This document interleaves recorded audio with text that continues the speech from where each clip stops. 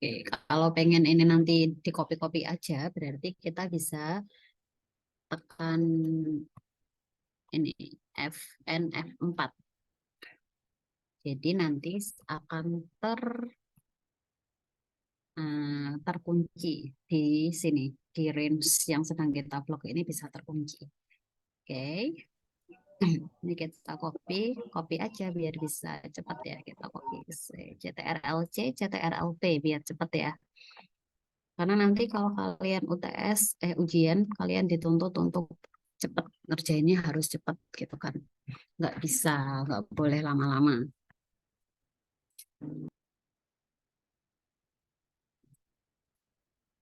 Setelah itu kita hitung frekuensi kumulatif sama kayak tadi ngitung proporsi kumulatif ya, rumusnya hampir sama.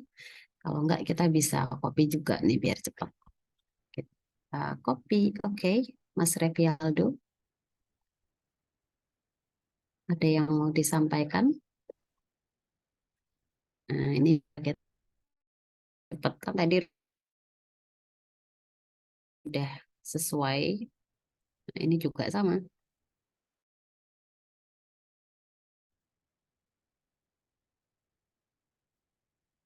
Nah, ini sama kan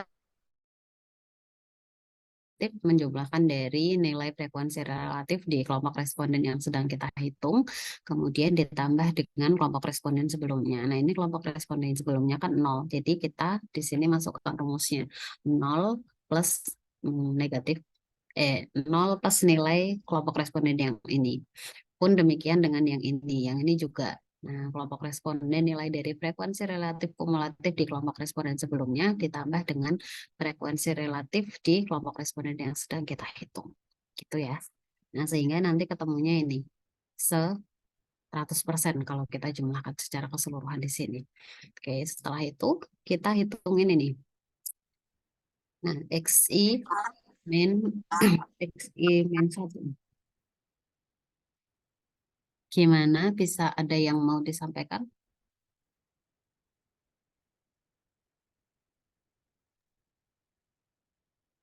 Ada yang mau disampaikan tadi, Mas? Oke, kita lanjutkan ya. Saya share screen lagi. Nah, ini. Terus ini kita hitung nih. Kita diminta menghitung XI dikurangi dengan XI min 1. XI berarti menunjukkan frekuensi relatif kumulatif di kelompok responden. Kita hitung. Kemudian dikurangi kelompok responden sebelumnya. Kelompok responden sebelumnya kalau yang ini masih kosong ya.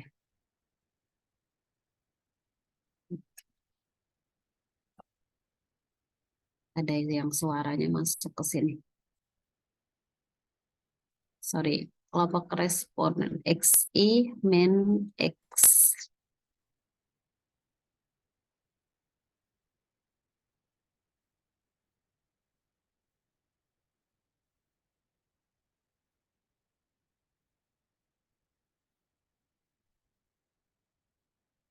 Nah, ini kan masih kosong, jadi ini kita pilih. Atau kita tambah, kita min 0, itu juga nggak apa-apa. Oke, tapi ini saya taruh di sini. Kemudian saya taruh di F2 karena yang di sini nilainya juga kosong ya, 0. Jadi nanti tetap teman-teman tetap paham kalau untuk ngitung kelompok responden yang kedua. Kemudian ini YI min 1. YI berarti di sini ya nilai YI min 1-nya masih belum ada. YI min 1 kan kelompok responden sebelumnya ini kan belum ada, berarti kita taruh di sini. Kemudian ditambah nilai Y yang ini, kelompok responden yang sedang kita hitung. Oke, terus di enter ketemunya persen. Nanti kita bisa atur formatnya.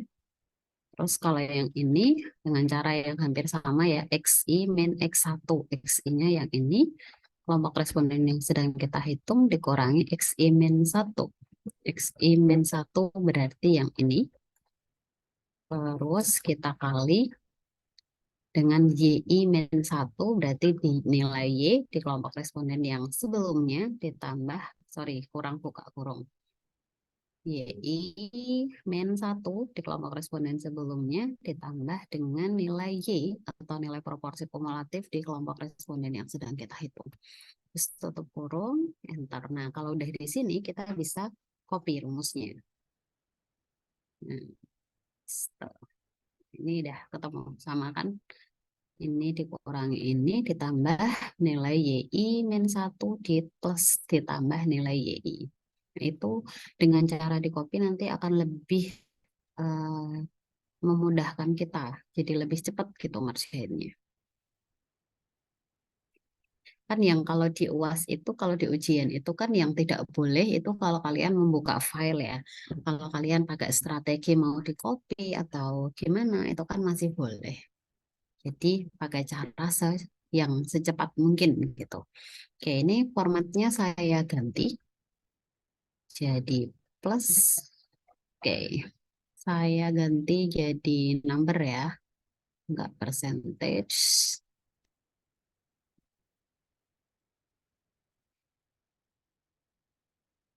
Oke, karena nanti kita akan hitung indeksnya. Ini saya, nah setelah itu kita diminta kalau gini pakai penjumlahan. Jadi ini dijumlahkan. Sama dengan sum boleh atau dijumlahkan satu-satu juga boleh. Sama aja sih, hasilnya sama. Sama dengan nilai kelompok responden 1 kita tambah dengan yang kedua, kita tambah lagi sampai seluruh kelompok responden terjumlahkan. Atau sama dengan sum juga nggak apa-apa ya, karena di sini angka yang lain kan nol, nggak ada. Ya, iya. Nah, ini kemudian dinilai gininya dikurangi kan satu, dikurangi penjumlahan dari perhitungan yang sudah kita hitung. Nah, ketemunya indeksnya 0,2066. Kalau ketemu 0,2066 berarti cara interpretasinya gimana? 0,2066 lebih mendekati, kalau kita bikin kurva gini itu loh, itu lebih mendekati 0 ya. Berarti dia apa nih teman-teman? Berarti ini timpang apa enggak? Dilihat dari indeks gininya. Timpang atau enggak kalau nilainya 0,2066. Ini kok diam semua ya?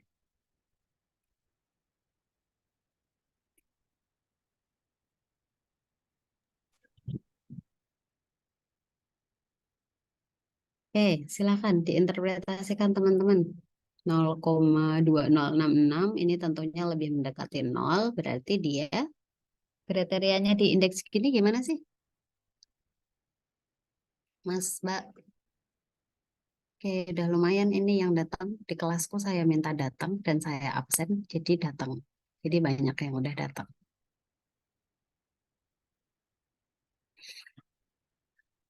Oke, indeks gini itu nilainya berkisar antara 0 sampai 1 ya. Kalau dia lebih dari 0, kalau dia lebih mendekati 0 berarti dia tidak terjadi ketimpangan. Kalau dia cenderung ke angka 1 berarti dia berarti indeks gininya menunjukkan bahwa terdapat ketimpangan pendapatan di wilayah yang sedang kita teliti gitu ya. Nah, ini nilainya 0,2066 berarti di sini terlihat bahwa tidak apa ya ketimpangan pendapatan di wilayah yang sedang kita teliti itu eh, cenderung tidak timpang ya, cenderung merata gitu karena lebih cenderung mendekati 0. Oke, terus ke pertanyaan kedua, yaitu kita diminta untuk menghitung indeks Williamson. Kalau di rumusnya itu ada ini, indeks Williamson sama dengan 1 dibagi dengan nilai Y bar. Y bar itu nilai rata-rata ya, nilai rata-rata dari rata-rata pendapatan per kapita. Y itu menunjukkan pendapatan per kapita. Kemudian Kemudian nilai Y tadi nilai menunjukkan pendapatan per kapita. Kebetulan di sini sudah ada. Kalau nanti teman-teman mungkin di data belum ada, kalian bisa cari dari data yang sudah disediakan. Caranya gimana? Caranya membagi nilai PDRB dibagi dengan jumlah penduduk. Tapi harus diperhatikan di sini satuannya apa. Kalau satuannya miliar rupiah, berarti PDRB per kapitanya harus dikali dengan 1 miliar dan seterusnya sesuai dengan satuan yang ada ya satuannya apa. Gitu. Kemudian kita ke sini ke indeks Williamson. Di sini sudah ada YI dan FI. YI tadi menunjukkan pendapatan per kapita, I berarti menunjukkan pendapatan per kapita di kabupaten ke I, gitu ya. Kemudian kalau YBAR menunjukkan rata-rata pendapatan per kapita di ini kebetulan yang dicari, yang dihitung adalah Provinsi Papua. Jadi rata-rata pendapatan per kapita di Provinsi Papua kalau yang ini gitu. Kemudian ini dipangkat 2, lalu dikali dengan F. F itu menunjukkan jumlah penduduk. Jumlah penduduknya kok kecil sekali ya ini. Kayaknya, oke, kita anggap datanya ini benar gitu ya. Ini mungkin data penduduknya harusnya tidak segini. Oke, kita anggap datanya benar. Atau kita bisa ubah, kita buat datanya jadi ribuan rupiah. Oke, nggak usah deh, pakai data ini aja. Oke, biasanya data penduduk itu juga ada satuannya ya dia. Satuannya jiwa. Kalau jiwa berarti ini datanya nggak usah diubah dikalikan dengan 1 juta atau 1.000 rupiah ribu gitu nggak usah. Tapi kalau di sini ada tergantung ya. Pokoknya teman-teman tergantung di sini nanti satuannya apa. Kalau ada satuannya berarti harus disesuaikan dulu. Ini penduduknya disesuaikan dengan satuannya jadi jiwa gitu. Oke.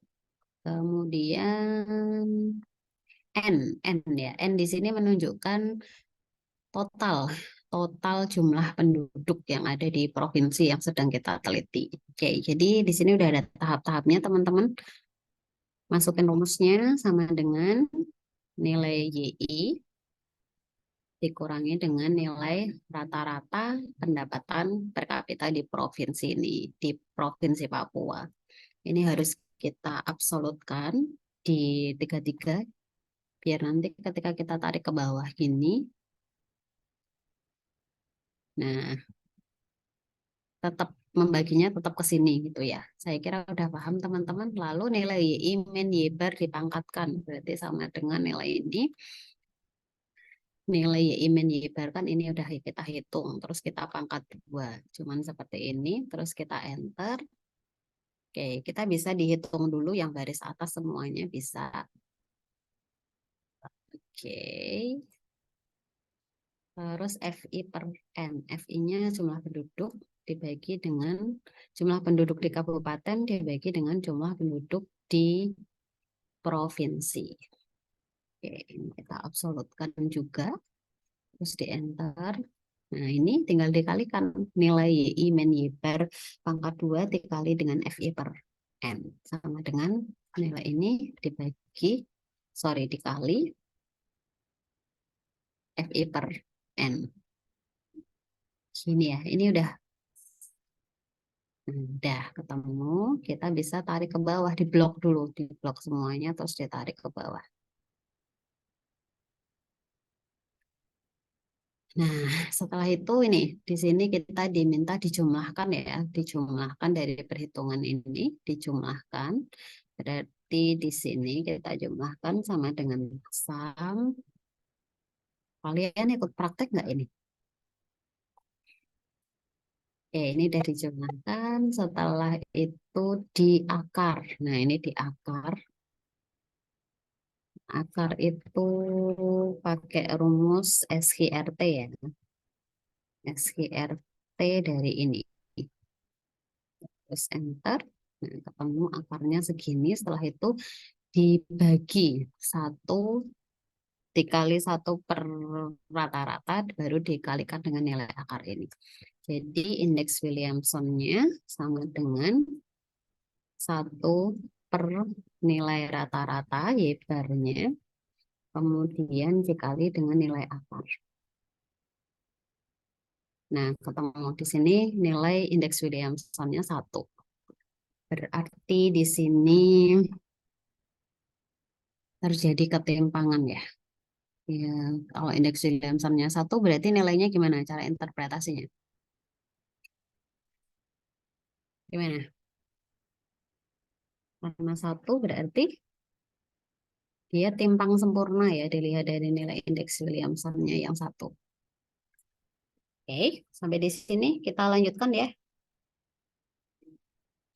Kita lanjutkan ke tipologi klasen dulu apa Jaim Bonnet dulu. Yang gampang itu Jaim Bonnet dulu ya. DRB per kap. Jadi provinsi Papua.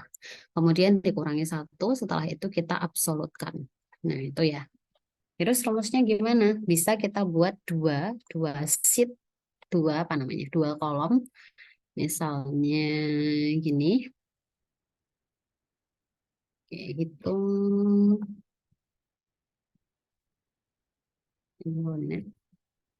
Nah, ini kalau mau kita tahu tahap-tahapnya gimana gitu ya. Kalau enggak ya langsung satu rumus juga nggak apa-apa. Nah, rumusnya sama dengan ini, nilai PDRB per kapita dibagi dengan PDRB per kapita di kabupaten dibagi dengan PDRB per kapita di provinsi. Kita absolutkan, jangan lupa. Setelah itu dikurangi, dikurangi 1. Terus enter. Oke, ini desimalnya bisa kita tambahin. Oke. Nah, sampai di sini. Nah, di sini ada angka-angka yang negatif. Nah, makanya di sini di Jaimbonet kita absolutkan dengan ABS. Pakai rumus ABS, saya kira teman-teman udah paham. Terus di enter hitung, diklik hitung Jaimbonetnya. Terus kita double klik bisa nih ya teman-teman. Nggak harus ditarik ke bawah, bisa juga di double klik. Tapi kalau di double klik ini langsung, ini ikut-ikutan menghitung. Jadi ini kita hapus aja. Udah, setelah itu kita kasih keterangan. Keterangannya kalau di indeks Embonet gimana teman-teman? Kalau nilai indeks Embonetnya lebih dari 1, berarti ketimpangannya tinggi atau rendah? Tinggi. Ya, kalau lebih dari 1 berarti ketimpangannya tinggi ya. Kan kita nggak mungkin satu-satu juga ya teman-teman. Nah, ini kalau kurang dari 1, misalnya di Merauke itu nilainya 0,3653, berarti dia ketimpangan rendah gitu ya. Dan seterusnya kita tulis satu-satu. Kan nggak mungkin kita bisa pakai fungsi logika if seperti yang sudah kita pelajari di mata kuliah apa dasar-dasar ya. Dasar-dasar. Kalau dulu Applikom 1. Kalau sekarang dasar-dasar teknologi informasi. Oke, jadi ini keterangannya kalau nilai Jaim Bonetnya lebih dari 1, berarti titik koma dia terjadi ketimpangan tinggi. Nah, tutup kurung, titik koma, setelah itu selain itu ketimpangannya rendah gitu ya. Oke. Nah, gini, terus kita enter. Ini bisa kita tarik atau double klik di pojokan juga bisa. Oke, ternyata hanya ada satu yang ketimpangannya tinggi. Oke, saya agak salah nulis sedikit. Saya rapikan. Oke, double klik. Nah, oke, udah rapi ya. Nah, hanya ada satu kabupaten yang dia memiliki ketimpangan yang cukup tinggi, yaitu di Mimika.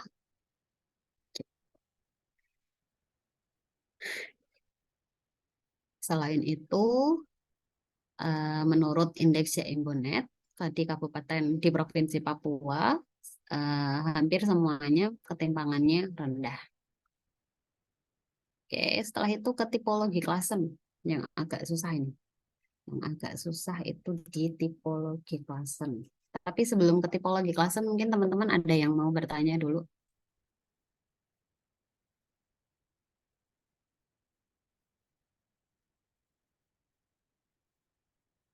Tidak ada? Kalau nggak ada kita lanjutkan ya. Nah, di sini ini sudah saya kopikan rumusnya. Rumus apa ini? Rumus untuk ngitung ini lebih ke menentukan kuadran ya di indeks tipologi Claassen. Jadi kalau indeks tipologi Claassen itu ini lebih relatif mudah. Kita hanya perlu membandingkan rata-rata pendapatan per kapitanya dengan pertumbuhan ekonominya. Yang nanti dari hasil ini kita bisa menentukan, misalnya di Merauke nanti kita bandingkan nilai rata-rata pendapatannya dengan di provinsi. Nanti ya ini masuk ke kuadran ini ya.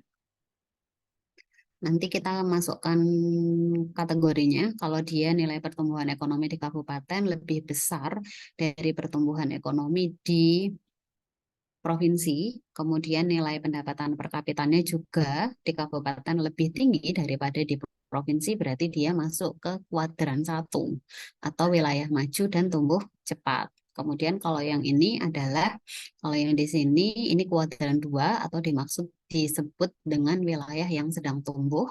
Itu kalau kriterianya dia memiliki pendapatan per kapita di kabupaten itu lebih kecil daripada pendapatan per kapita di provinsi, dan ada dua ya, ada dua syarat, dan kemudian pertumbuhan ekonominya lebih besar dari pertumbuhan ekonomi di provinsi. Nah, kalau ini untuk wilayah maju tapi tertekan, ini kuadran 3, kemudian wilayah relatif tertinggal ini di kuadran 4, yang masing-masing ini syaratnya ya.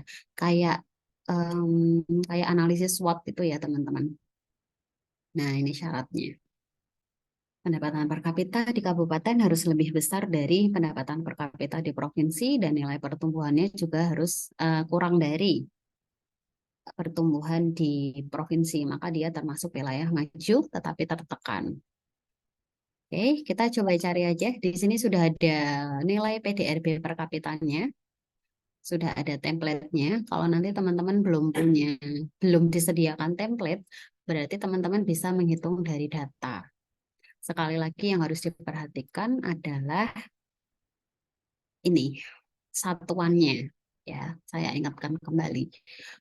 Kalau ini nanti ada satuannya dalam kurung misalnya miliar, berarti harus kita kali dengan 1 miliar, biar satuannya sesuai. Nah, nilai PDRB per kapita bisa dihitung dengan cara apa? Dengan cara membagi antara PDRB tahun itu, tahun 2020 dibagi dengan jumlah penduduk tahun itu. Nah, ketemunya PDRB per kapita. Kalau ini salah satunya ada satuannya, ini harus kita kalikan sesuai dengan satuan yang ada di sini. Oke, karena ini nggak ada, jadi ini udah kita copy PDRB per kapitanya, kemudian kita cari nilai rata-rata pendapatan per kapita dari tahun 2020 sampai tahun 2021. Nah, ini kita average aja ya rata-ratanya. Kurung enter. Oke. Terus kita tarik ke bawah. Oke, sampai bawah boleh. Nah, terus setelah itu pertumbuhan ekonomi. Nah, pertumbuhan ekonomi karena ini belum ada datanya di sini, kita bisa nanti di copy boleh. Kalau data PDRB-nya ini mau di copy boleh, di copy, terus dipindah di sini juga boleh. Atau kalau enggak kita hitung dari sini juga bisa. Kalian lebih nyaman yang mana? Kira-kira lebih nyaman yang mana? Oke, biar tahu cara ngitungnya ini boleh di copy juga.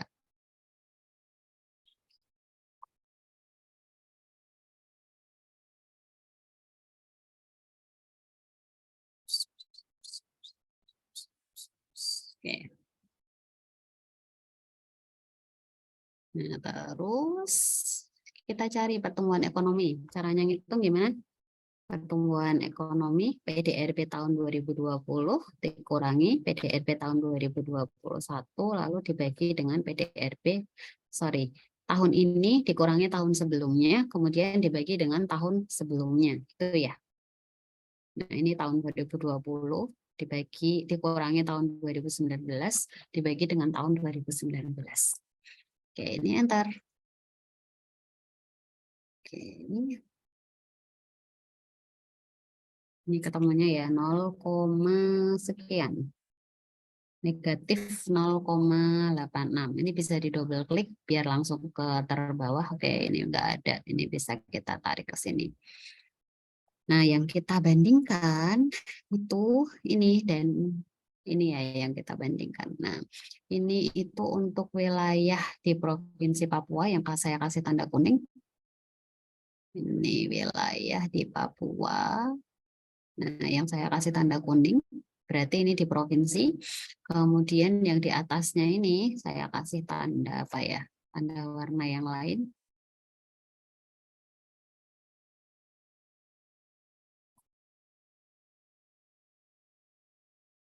Oke, jangan kuning. Kalau kuning nanti sama biru ya.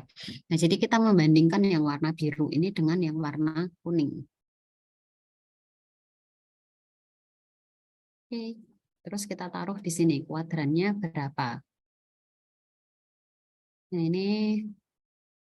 ini kategorinya ya. Nah, kita bisa masukkan, kan kalau satu-satu agak capek ya teman-teman. Terus nggak efisien, makanya kita bisa memakai fungsi logika if and. Kenapa if and? Karena di sini logikanya ada dua yang mau kita masukkan. Jadi logika pertama ini kita lihat pendapatan per kapitanya di kabupaten lebih besar dibandingkan dengan di provinsi. Nah, provinsinya di sini harus kita absolutkan. Karena nanti kita akan copy rumusnya ke bawah. Setelah itu, nilai pertumbuhan ekonominya harus lebih dari pertumbuhan ekonomi di kabupaten harus lebih besar dari pertumbuhan ekonomi di provinsi. Ini ya, berarti gini. Terus kita absolutkan. Setelah itu tutup kurung. Nah, kalau dia udah sesuai kriterianya, YI lebih besar dari Y dan RI lebih besar dari R, maka dia masuk ke kuadran 1. Nah, ini dikasih 1. Terus tutup kurung. Ini boleh di-enter dulu false karena dia berarti ini tidak sesuai dengan kriteria untuk masuk ke kuadran 1 ya. Ini saya kasih tanda di sini biar teman-teman nggak bingung. Ini Y, kemudian yang pertumbuhan ekonomi ini kita R, gitu ya, biar nggak bingung. Kok jadi bintang? Oke, R gini ya. Dalam kurung R atau pertumbuhan ekonomi. Oke. Nah, ini kita lanjutkan lagi. Tadi baru kalau logika 1, sekarang kita, nah ini ya, titik koma. Kalau ini benar kriterianya, nilai YI lebih besar dari nilai Y dan nilai RI lebih besar dari nilai R, maka dia masuk ke kuadran 1 atau termasuk wilayah maju dan tumbuh cepat. Kalau salah, ternyata kriterianya mungkin di kuadran 2 ya. Kalau ini enggak kuadran 1, berarti mungkin kuadran 2 gitu ya. Jadi ini kita masukkan rumusnya if and lagi. Kategori kedua rumusnya jika nilai YI kurang dari nilai Y. Terus jangan lupa ini harus diabsolutkan. Setelah itu yang kedua ketika nilai R, kalau nilai R-nya harus ini tadi logika kedua, nilai R-nya harus lebih besar dari nilai R di provinsi. Oke. Terus ini harus diabsolutkan.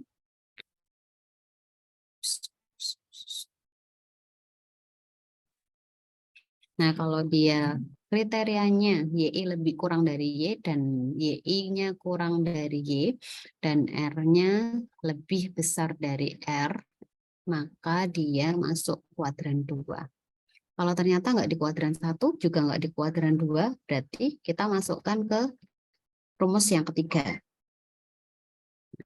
Kalau dia nggak di kuadran 1 maupun nggak di kuadran 2, berarti kemungkinan dia ada di kuadran 3. Yang kriterianya adalah nilai rata-rata pendapatan per kapita di kabupaten kurang dari dengan pendapatan per kapita di provinsi. Ini harus kita absolutkan. Koma. Kalau pertumbuhan ekonomi di wilayah di kabupaten ini ya berarti kurang dari, sorry, ini mau masuk kuadran 3, kuadran 1, kuadran 2, kuadran 3-nya berarti ini bukan kurang dari, kuadran 3 kan di sini ya, berarti nilai YI-nya harus lebih dari. Nah, nilai YI-nya harus lebih dari dengan Y, kemudian nilai R-nya harus kurang dari dengan R di kabupaten, di provinsi, di sini. Kita absolutkan. Oke. Ups. Screen-nya keluar. Pencet. Oke. Saya naikin sedikit.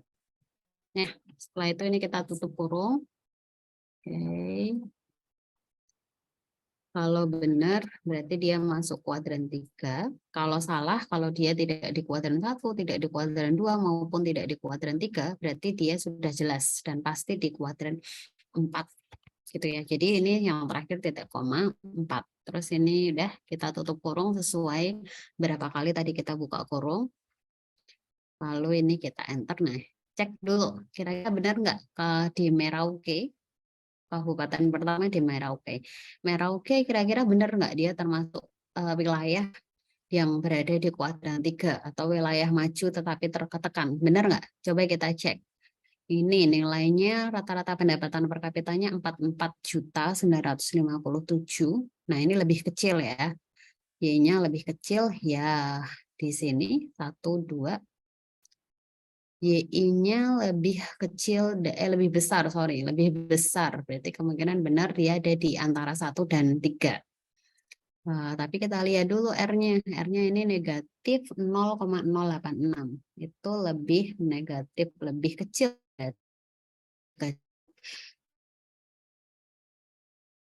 Setelah itu ini di pojok kanan sini, double klik aja. Udah dapat keterangan di Provinsi Papua ini kira-kira ada di kuadran berapa gitu. Nih ada juga nih yang termasuk wilayah maju dan tumbuh cepat di Mimika. Gitu ya. Nah, kalian bisa menginterpretasikan hasil kuadran ini dengan cara pakai tabel. Ini dimasukkan ke tabel juga bisa ya. Wilayah maju dan tumbuh cepat nanti ada di wilayahnya mana aja gitu. Ternyata ada di Mimika, terus udah 1 aja. Kemudian yang termasuk wilayah yang sedang tumbuh di mana nih? Nggak ada ternyata. Nggak ada yang sedang tumbuh, adanya 3. 3 itu di wilayah maju tetapi tertekan di kuadran 3. Ada banyak nih, Merauke, terus ada Jayapura, Nabire, dan seterusnya ya. Kalian bisa lihat di sini. Terus banyak juga ternyata nih di Papua yang termasuk wilayah yang relatif tertinggal. Ada di kuadran 4. Nah ini, gitu ya. Cara interpretasinya ya kurang lebih seperti itu. Kemudian itu tadi untuk disparitas. Mungkin sampai di sini dulu, teman-teman ada yang mau ditanyakan nggak?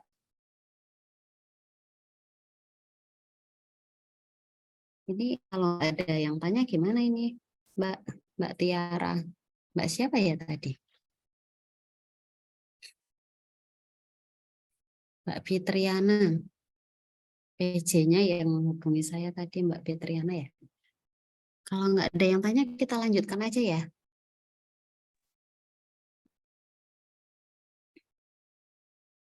Ya, mungkin dilanjutkan bisa. Gimana Mbak? Bisa dilanjutkan.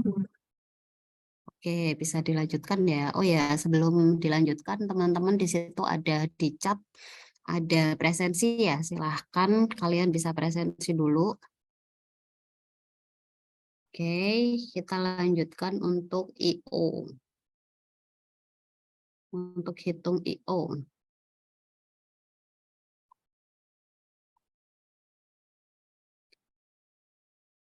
IO, ini di soal yang kemarin. Soal yang kemarin itu sama-sama menghitung input-output di Provinsi Papua. Nah, datanya ada berapa sektor nih? 17 ya RSTU. 1, 2, 3, 4, 6, 7, 8, 9, 10, 11, 12, 13. Oke, ada 17 sektor ya teman-teman. Kalau IO tadi soalnya apa? Saya sudah kasih kalian soal ya. Soal yang pertama, kalian diminta untuk menyelesaikan perhitungan input-output dalam soal, hitung nilai inverse metrik rekleontif, dan buktikan bahwa perhitungan metrik ini benar.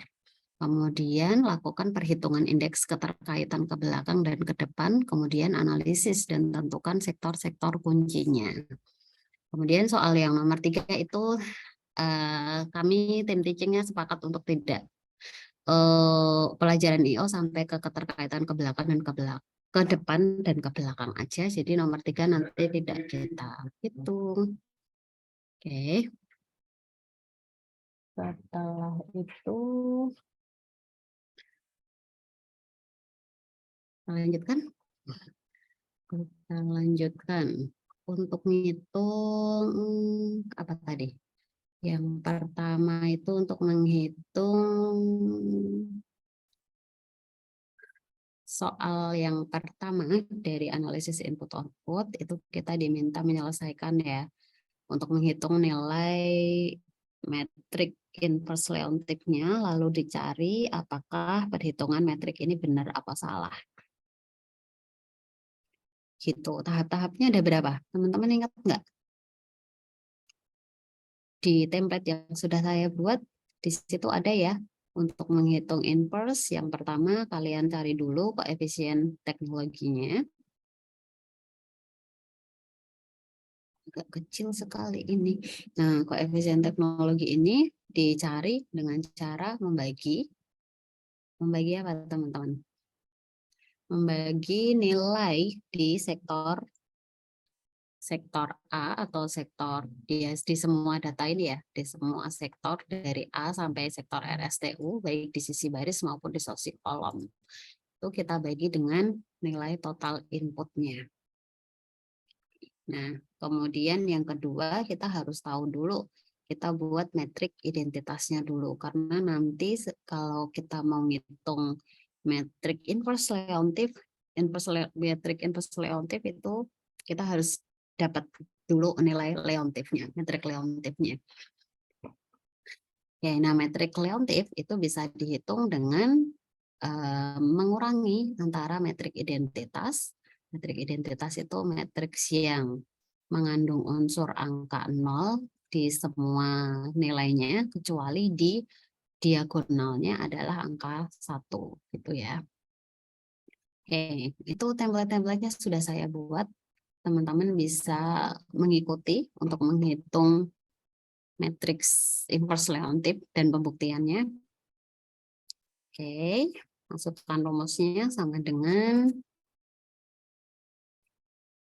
nilai di sektor A dibagi dengan total input. Ini harus kita absolutkan di total inputnya. Karena nanti akan kita copy ke bawah. Nah, terus enter. Nah, ini sudah ketemu angkanya. Kebetulan di sini sudah 4 angka di belakang koma ya, karena udah saya setting 4 angka di belakang koma. Nanti kalau teman-teman pas ngerjain UAS, mungkin belum disetting, jadi silahkan disetting, disesuaikan dengan berapa desimal yang diminta di soal. Gitu ya. Oke, ini kita double klik aja bisa. Nah, ini ada angka-angka yang value. Kenapa ini ada angka yang value? Karena di sini nggak ada nilainya, itu nggak ada. Dia value. Ini bisa datanya kita ubah jadi 0 gitu. Nanti di sini yang muncul angkanya. Karena nanti kalau dia strap atau ada value di sini tadi ya, ada angka yang nilainya value, nanti akan mempengaruhi ketika kita menghitung nilai inverse metrik leontifnya. Gitu. Jadi lebih baik kita ubah dari sini aja, dari datanya. Datanya yang strip ini mending kita isi angka 0. Ups, oke, udah benar belum aku tadi? Oke, kita isi angka 0 aja. Nah, ini masih ada yang 0. Ini juga ada yang 0. Ini juga. Nah, jadi nanti kalau teman-teman ketemu angkanya value gitu, jangan bingung ya. Atau nanti karena di sini value kan mesti ke bawah akan sangat berpengaruh.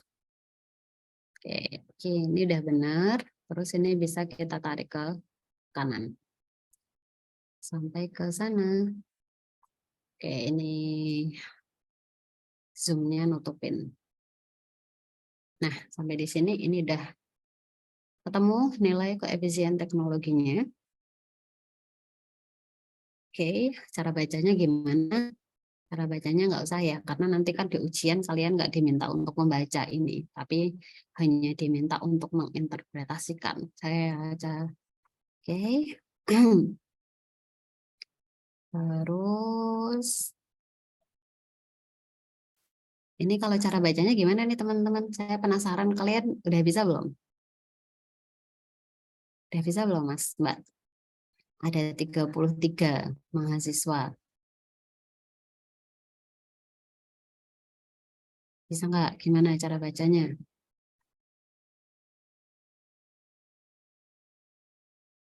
Kalau gimana? Oke deh, kita skip ya. Di, di, di setiap perkuliahan IO pasti sudah diajarkan. Kemudian nih metrik kita buat metrik identitas. Nah, kalau buat metrik identitas teman-teman jangan kelamaan ya. Nanti kalau belum ada di template, jangan kelamaan, jangan diketik satu-satu.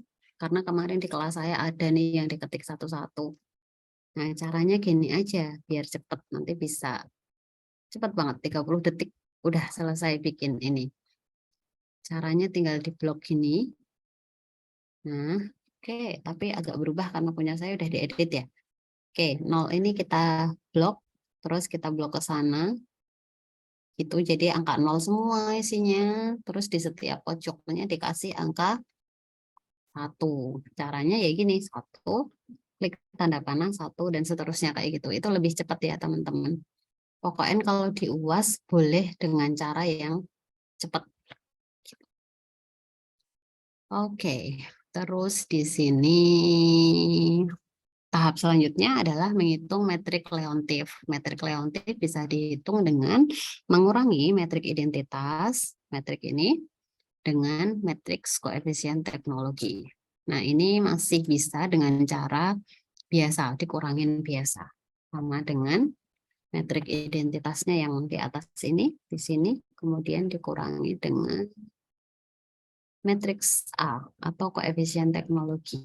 Gini aja, sederhana. Nah, ini dikurangi. Ini pada ngikuti nggak ya? Saya kecepatan nggak ya? Nanti saya kirim file ini deh. Oke, ini kita enter. Nah, ini ketemu metrik Leontief-nya. Terus kita tarik aja, biasa. Double klik, terus ditarik sampai ke sini. Nah, ini ketemu metrik Leontief-nya. Terus setelah itu kita hitung inverse metrik Leontief. Inverse metrik Leontief-nya berapa nih? Ini diminta untuk desimalnya tidak diminta. Oke. Inverse metrik Leontief bisa dihitung dengan rumus inverse ya. M inverse caranya ini yang kadang-kadang teman-teman agak lupa caranya gimana. Caranya kita blok dulu tempatnya, kan kita mau nyari inverse atau metrik kebalikan Leontief dari matriks Leontief ini.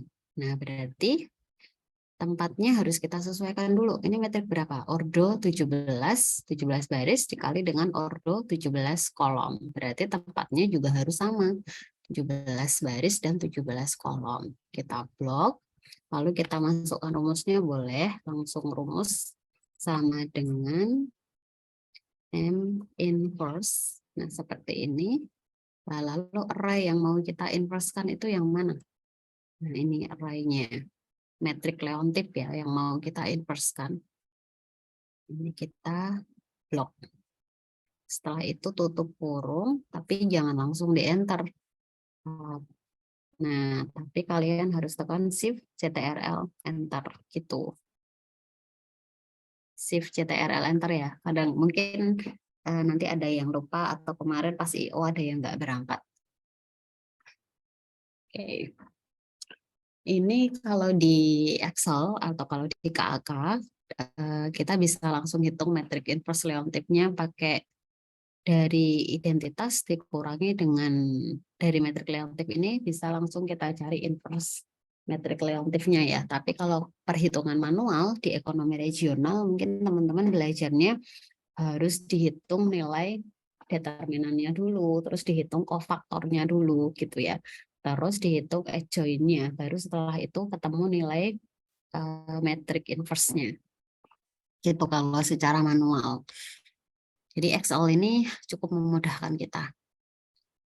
Terus setelah itu, nah ini tadi diminta untuk di soal IO yang nomor 1 diminta untuk membuktikan apakah perhitungannya ini benar atau salah gitu ya teman-teman ya. Nah kita bisa hitung di sini. Kita ambil data total konsumsi akhir itu ada di atas ini ya datanya. Data total konsumsi akhir ini nanti, nah data ini total konsumsi akhir ini sampai di J, sampai di sektornya aja ya, kan ini yang bawah ini bukan sektor. Nah ini nanti kita kalikan dengan inverse Leontief yang barusan kita hitung. Kalau hasilnya sudah sesuai sama dengan nilai total output, berarti hasil perhitungan kita benar. Gitu aja cara membuktikannya. Nah, ini berarti kita kalikan metriknya. Ini perhitungannya ya. Nah, ini metrik ordo 17 kali 17 dikali dengan metrik 17 baris 1 kolom. Berarti nanti hasilnya adalah metrik 17 baris 1 kolom. Maka kita blok dulu tempatnya. Kita blok 1 kolom terdiri dari 17 baris. Terus kita masukkan rumusnya. M mod. Perkalian metrik pakai rumus M mod ya. Oke, setelah itu mana yang mau kita kalikan? Kan ini buka kurung, yang mau kita kalikan adalah metrik yang ini, inverse metrik Leontief ini, yang 17 kali 17 dari sektor pertanian sampai sektor jasa lainnya, baik di sisi baris maupun di sisi kolom. Oke, setelah itu titik koma. Tergantung nanti di sini biasanya kalau di komputer atas itu ada beberapa yang ini pemisahnya pakai titik koma atau titik 2. Nah, kalian harus memperhatikan di sini. Perhatikan titik koma atau titik 2. Kalau di sini titik koma ya di sini diklik titik koma. Kalau titik 2 ya ditekan titik 2 gitu. Terus ini kita blok dikalikan dengan array yang kedua. Dikali metrik inverse Leontief dikali dengan total konsumsi akhir. Ya, terus tutup kurung, jangan langsung di-enter, tapi di keyboard ditekan Shift, CTRL, Enter. Nah, harus ditahan. Oke, kita cek ini perhitungannya sudah benar apa salah. Oke, kita bandingkan dengan total outputnya. Nah, ini ya, ternyata perhitungannya sudah cukup, sudah benar sih ya, hanya ada sedikit selisih di sini. Kalau ini 440, ini 441. Oke, kayaknya gitu, tapi ini sudah dianggap sesuai ya, karena kadang-kadang ada apa namanya error ya. Ada kesalahan, bukan error sih, ada sedikit perbedaan gitu antara di perhitungan Excel sama perhitungan manual.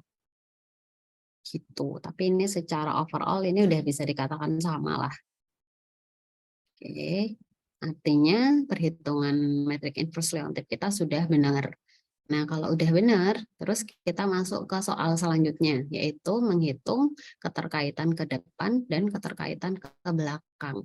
Nah, ini loh fungsinya metrik inverse Leontief itu digunakan untuk itu, digunakan untuk melihat keterkaitan ke depan dan keterkaitan ke belakang. Kalau bisa juga nanti digunakan untuk mengetahui apa namanya, menghitung angka penggandanya berapa gitu ya, angka pengganda tenaga kerja. Kalau ada tenaga kerja sebesar sekian, nanti kira-kira akan apa namanya, akan berdampak seberapa besar terhadap output gitu. Atau juga untuk menghitung ketergantungan ekspor juga bisa gitu ya. Tapi kalau di sini kita diminta untuk ngitung forward linkage-nya sama backward linkage, keterkaitan ke depan dan keterkaitan ke belakang. Nah, nilai ini berasal dari perhitungan inverse metric Leontief yang sudah kita cari. Nah, jadi ini kita copy, tapi perhatikan karena ini isinya rumus, jadi nanti kita copy, terus kita paste value ya. Jangan dipaste biasa. Copy, terus dipaste value. Nah, jangan dipaste biasa yang ini, atau bahkan CTRL-V, nanti hasilnya beda. Nah, jadi silahkan diklik paste yang values. Nah, ini ya yang klik kanan, terus di sini di area paste ada titik 1, 2, 3, dan seterusnya. Nah, 1, 2, 3. Namanya paste value. Oke, saya kira ini teman-teman sudah paham. Oke, nah ini hasilnya adalah value, nilai ya. Bukan lagi rumus. Kalau yang di atas kan rumus. Oke, setelah itu kita cari raratanya. Sama dengan average. Oke, average, terus di enter, oke, ketemu, terus kita tarik ke sana. Yap, sampai di sini juga rata yang di sisi kolom, average, terus, oke, ini kita tarik ke sini. Oke, tutup kurung, enter. Oke, ketemu nilai rata-ratanya sampai bawah. Nah, setelah itu yang di sini rata-rata dari keseluruhan ini. Sama dengan average juga, tapi secara keseluruhan. Walaupun nanti ini kalau kita average dari kolom pun sebenarnya hasilnya juga sama ya. Tapi ini biar lebih valid. Nah, ini average dari seluruh angka yang ada di inverse Leontief di sini. Nah, terus gimana cara ngitung forward linkage-nya? Saya yakin teman-teman sebenarnya udah bisa ya. Nah, untuk ngitung forward linkage-nya, kita bisa hitung dari sini. Dimasukin rumusnya sama dengan dibagi antara nilai rata di sektor pertanian dibagi dengan nilai rata di semua sektor. Nah, ini. Terus kita absolutkan tentu saja karena nanti ini pembaginya tetap hanya di sini dan kita akan copy rumusnya ke samping kanan. Berarti harus kita absolutkan di kolomnya, di U-nya. Oke, terus enter. Terus kita tarik ke sini. Nah, ini kita ketemu angka forward linkage-nya atau keterkaitan ke depan forward linkage. Terus kalau backward linkage-nya gimana cara ngitungnya? Hampir sama ya, cuman nilai rata-rata di sektor A dibagi dengan nilai rata-rata atau nilai rata di seluruh sektor. Nah, ini dibagi dengan ini. Kalau yang ini harus diabsolutkan di barisnya. Oke, terus kita tarik ke bawah. Nah, ini ketemu. Terus gimana cara interpretasinya? Cara interpretasinya hampir sama ya antara forward linkage dan backward linkage. Nah, di sini sudah saya kasih keterangan. Nah, kita perhatikan di sini ada nilai hasilnya kok beda sedikit beda. 0,762 dibagi dengan 0,812. Oke. Nah, jumlah menurut kolom A itu adalah sebesar 9381 ya.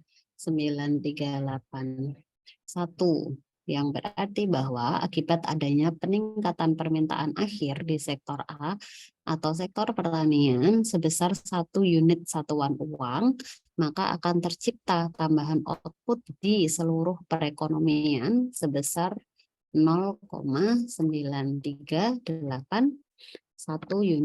uang gitu ya. Jadi ini menunjukkan adanya apa namanya? Perubahan output yang diakibatkan oleh adanya permintaan akhir. Ya, kalau yang ini berarti di sektor A.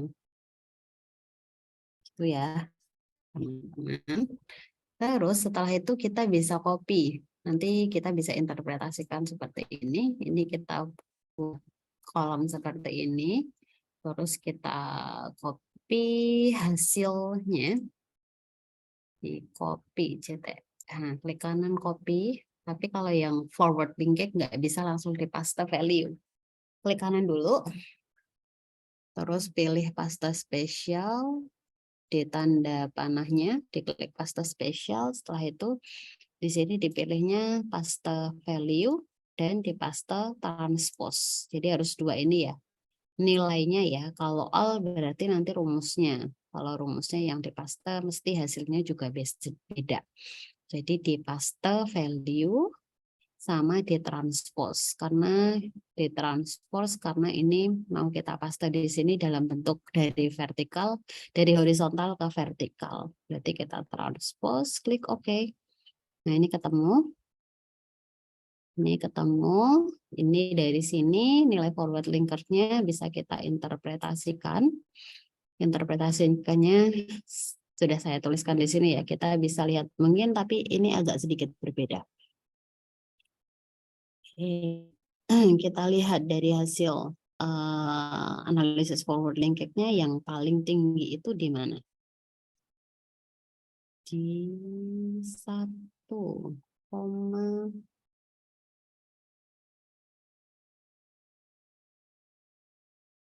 pengadaan listrik dan gas ya, ini yang paling tinggi dari semua sektor yang ada yang digunakan untuk penelitian. Ternyata dia memiliki nilai forward linkage yang paling tinggi. Ini contoh interpretasi aja. Oke, di sini hasilnya agak sedikit beda ya. Jadi untuk menginterpretasikan tabel forward linkage, kita bisa kurang lebih seperti ini. Hasil analisisnya menunjukkan bahwa listrik dan memiliki angka keterkaitan ke depan tertinggi ya. Jadi ini memiliki nilai forward linkage atau keterkaitan ke depan itu yang paling tinggi di sektor pengadaan listrik dan gas dibandingkan dengan sektor-sektor produksi lainnya di ini perekonomian Papua. Nah, terus kemudian dengan meningkatnya output di sektor pengadaan listrik dan gas, maka kesediaan produknya yang menjadi input bagi sektor yang lain akan meningkatkan produksi sektor tersebut. Di sini ada angka sebanyak 1,7501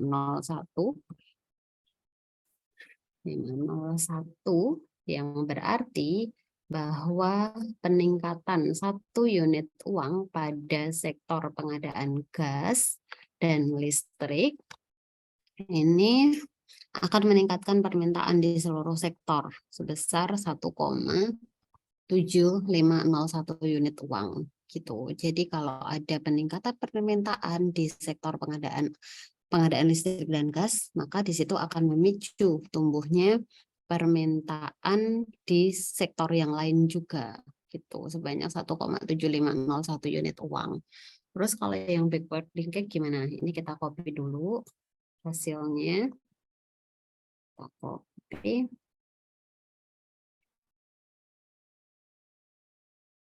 Oke, ini kita copy. Kanan copy.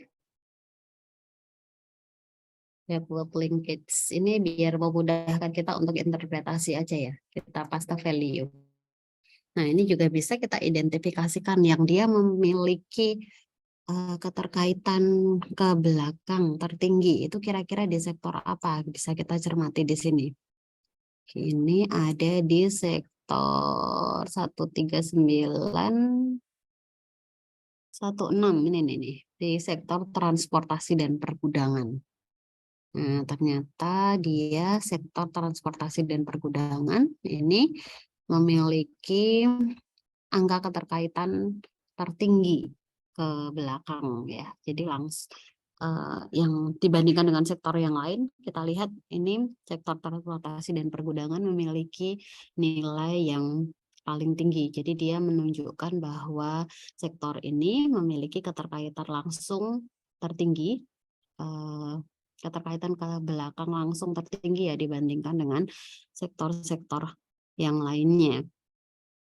Kemudian di sini ada angka 1605 yang menunjukkan bahwa ketika ada peningkatan 1 unit uang pada sektor yang ini yang merupakan sektor kunci transportasi dan pergudangan yang merupakan sektor kunci ini, maka dia bisa dibaca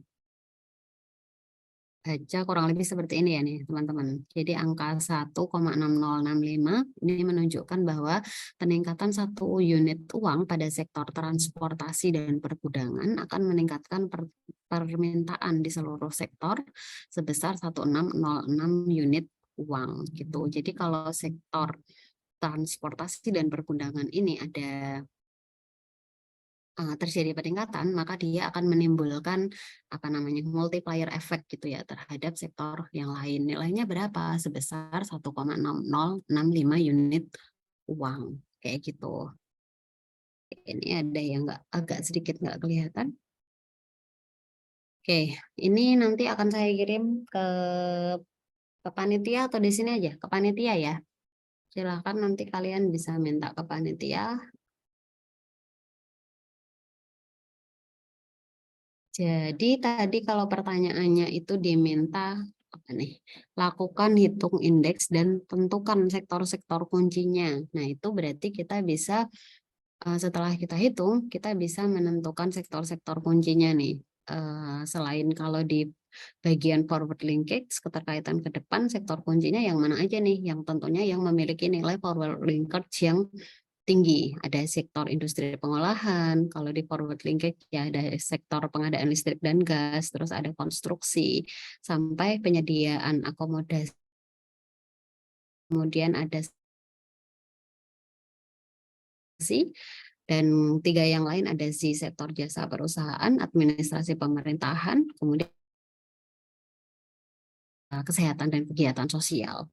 Kayak gitu. Terus kemudian kalau yang dia memiliki keterkaitan ke belakang paling kuat, kira-kira ada di sektor apa? Nah, ini sektor-sektor kuncinya apa? Ada di sektor ini, pertanian, kehutanan, kemudian pengadaan listrik dan gas. Sama ini, apa nih, perdagangan besar dan eceran, transportasi dan pergudangan, sama informasi dan komunikasi. Nah, kenapa kok sektor-sektor yang memiliki nilai tinggi itu disebut sektor kunci? Karena tadi di sini kita udah bahas ya, karena dari sektor-sektor kunci ini akan menimbulkan multiplier effect gitulah ya, kayak angka pengganda dampak positif gitulah ya terhadap sektor-sektor yang lainnya gitu. Jadi ada keterkaitan antar sektor. Seperti itu. Kalau kita mengacu ke soal yang kemarin itu hanya sampai di hanya sampai di sini, hanya sampai di IO. Ini cukup sampai di sini atau teman-teman mau yang lain juga? Bisa di chat aja apa ya? Ini suaranya nggak jelas. Coba. Ayo. Gimana?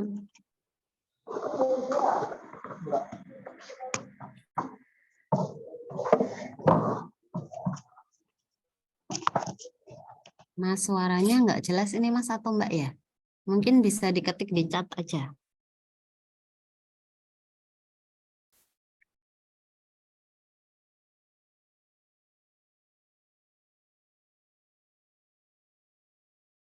Oke, jadi konsepnya nanti kalau teman-teman sudah bisa mengerjakan dari disparitas sama menghitung keterkaitan atau menggunakan input output itu nanti kalian sudah bisa dapat nilai lebih dari 100 ya. Yang otomatis kalau benar semua nanti bisa jadi nilai UASnya udah A gitu. Ini sampai di sini mungkin ada yang mau ditanyakan dulu teman-teman. Silahkan di chat aja karena speaker saya itu lagi rusak.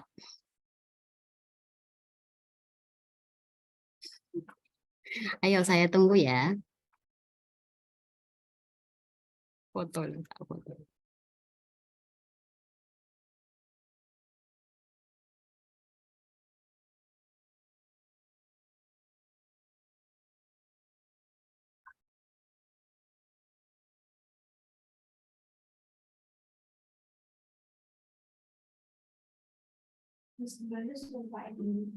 Pak Andi belum balas.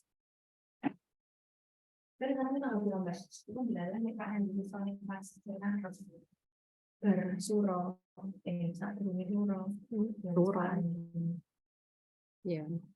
lagi Pak Andi belum balas sih.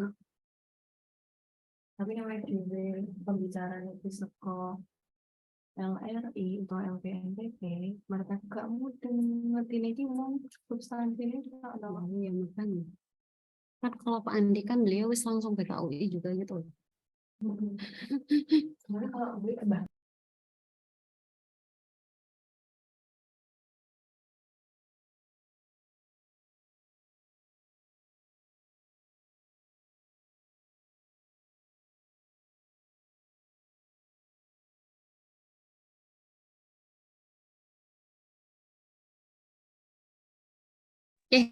Teman-teman, gimana? Kok nggak ada yang respon di grup, di chat?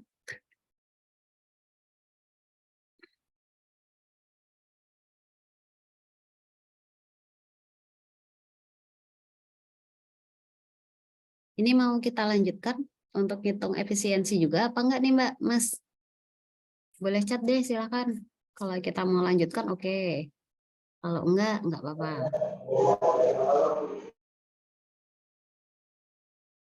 Oke, sudah mulai keluar ya. Ayo dong, ngomong dong. Masa saya dari tadi ngomong sendiri terus. Nanti yang pintar saya loh, nggak jadi kalian loh. Ini gimana? Saya serahkan ke Mbak Fitriana. Kita lanjut atau sudah Mbak? Mbak Fitriana Tiara atau Mas Indra?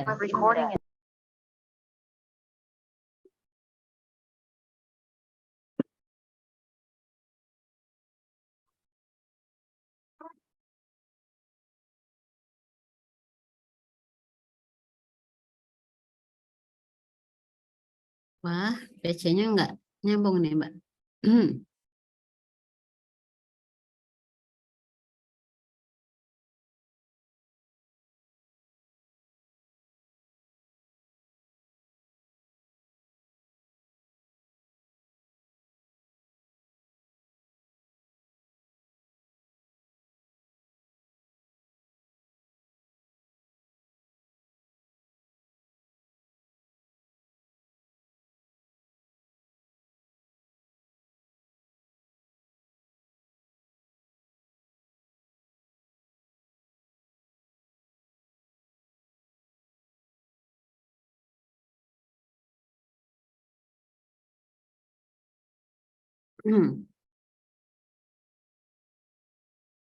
Oke.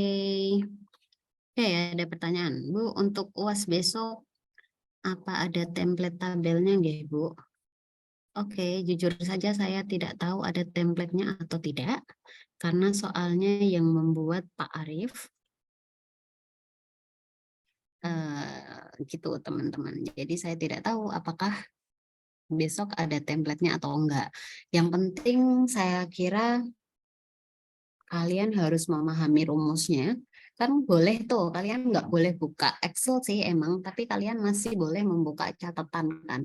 Jadi nanti bisa dicatat aja di catatan, jangan mengandalkan nanti ada template-nya atau tidak. Jangan-jangan nanti kalau teman-teman sudah mengandalkan ada template, ternyata nggak ada template-nya, nanti malah kesulitan sendiri ketika mengerjakan di kelas pas ujian, iya kan?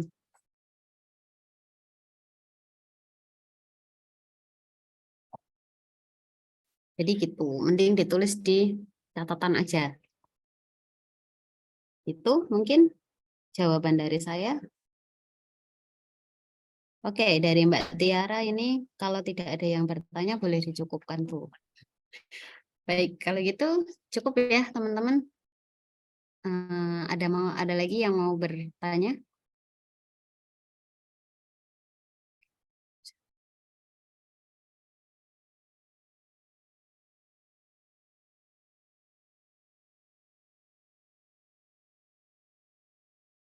Tidak ada ya. Kalau tidak ada, saya cukupkan.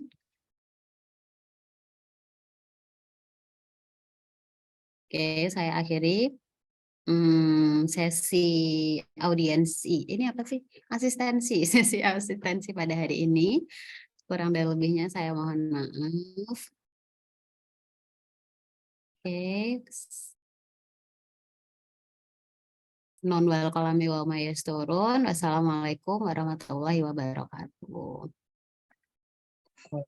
Waalaikumsalam warahmatullahi wabarakatuh. Oke, ini saya end ya. Saya akhiri Zoom-nya.